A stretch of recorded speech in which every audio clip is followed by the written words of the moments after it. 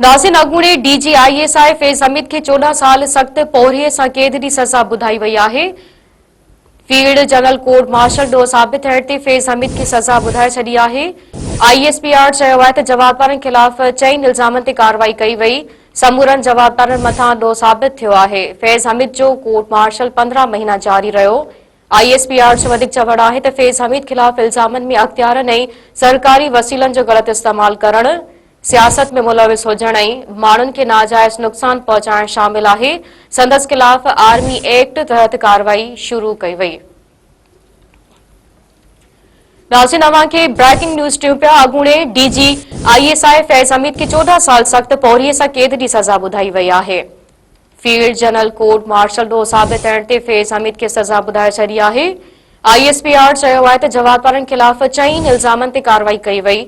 समूरनि जवाबदारनि मथां ॾोह साबित थियो आहे। फैज़ हमीद जो कोर्ट मार्शल 15 महीना जारी रहियो।